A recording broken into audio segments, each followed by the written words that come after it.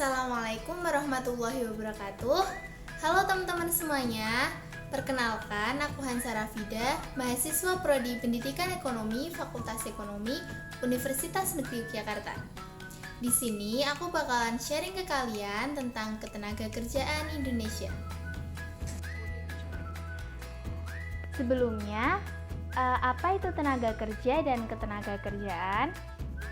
Tenaga kerja adalah setiap orang yang mampu melakukan pekerjaan guna menghasilkan barang dan jasa yang digunakan untuk memenuhi kebutuhan pribadi atau untuk masyarakat. Sedangkan ketenagakerjaan adalah segala hal yang berhubungan dengan tenaga kerja, baik sebelum, selama, dan sesudah masa kerja. Adapun tujuan dari ketenagakerjaan adalah memberdayakan dan mendayagunakan tenaga kerja secara optimal dan manusiawi. Kemudian, memberi perlindungan kepada tenaga kerja dalam mewujudkan kesejahteraannya dan meningkatkan kesejahteraan tenaga kerja dan keluarganya. Kemudian, apa itu angkatan kerja dan bukan angkatan kerja? Angkatan kerja adalah penduduk usia kerja yang bekerja atau mempunyai pekerjaan namun sementara sedang tidak bekerja dan pengangguran. Kemudian bukan angkatan kerja adalah penduduk usia kerja yang masih sekolah, mengurus urusan rumah tangga dan kegiatan lainnya yang bukan kegiatan pribadi. Misalnya siswa, mahasiswa, atau ibu rumah tangga. Ketika kita membahas tentang ketenagakerjaan, maka erat kaitannya dengan pengangguran. Lalu, apa itu pengangguran? Pengangguran adalah angkatan kerja atau penduduk usia 15 tahun hingga 64 tahun yang tidak memiliki pekerjaan sama sekali atau sedang mencari pekerjaan.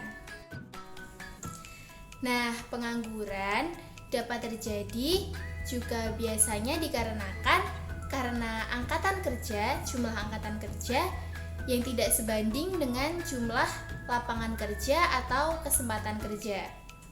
Nah, kemudian faktor lain yang menyebabkan adanya pengangguran adalah banyaknya jumlah tenaga kerja yang tidak sebanding dengan lowongan pekerjaan atau kesempatan kerja. Kemudian rendahnya tingkat pendidikan, kurangnya keterampilan pelamar yang tidak sesuai dengan kriteria lowongan pekerjaan,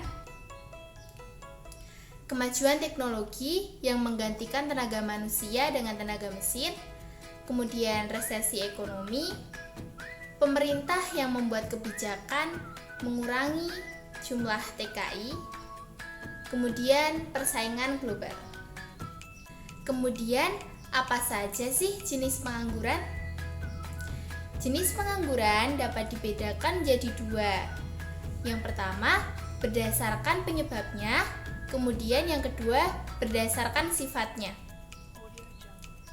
Pengangguran berdasarkan penyebabnya dapat dikategorikan menjadi 6 jenis. Yang pertama adalah pengangguran struktural. Pengangguran jenis ini disebabkan karena tenaga kerja tidak dapat mengikuti keterampilan yang diminta. Kemudian, pengangguran konjungtur adalah tenaga kerja yang harus dikurangi ketika tingkat produksi menurun atau permintaan berkurang. Pengangguran friksional. Pengangguran jenis ini adalah keadaan kesulitan mempertemukan antara pencari pekerjaan dengan lowongan pekerjaan. Kemudian pengangguran musiman. Pengangguran musiman adalah pengangguran yang terjadi karena perubahan musim. Misalnya petani hanya bisa bekerja di musim tanam dan musim panen dan lain sebagainya. Kemudian pengangguran teknologi.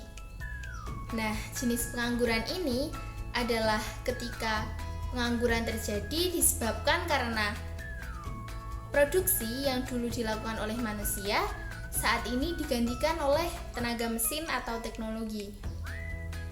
Selanjutnya, yang terakhir adalah pengangguran voluntary. Nah, orang-orang menganggur dengan sukarela. Sebenarnya mereka bisa saja bekerja, namun mereka memilih tidak bekerja karena beberapa faktor lain, misal sudah memiliki harta warisan atau memang sudah kaya. Jadi mereka memilih untuk tidak bekerja. Bisa disebut dengan kaya mendadak. Kemudian pengangguran jenis kedua adalah berdasarkan sifatnya, yang dapat dibedakan menjadi 3, yaitu pengangguran terbuka, setengah menganggur, dan pengangguran terselubung. Yang pertama adalah pengangguran terbuka. Pengangguran terbuka dapat terjadi karena ketidakcocokan antara lowongan pekerjaan dengan latar belakang pendidikan. Kemudian setengah menganggur adalah orang yang bekerja namun pekerjaannya kurang dari 35 jam per minggu. Kemudian pengangguran terselubung. Pengangguran ini adalah tenaga kerja yang tidak bekerja dengan maksimal. Kemudian, bagaimana keadaan ketenagakerjaan Indonesia pada masa pandemi seperti ini? Dari total penduduk usia kerja, persentase penduduk usia kerja yang terdampak COVID sebanyak 9,30%. Nah, berikut ini adalah data-data mengenai ketenagakerjaan selama masa pandemi COVID-19 ini.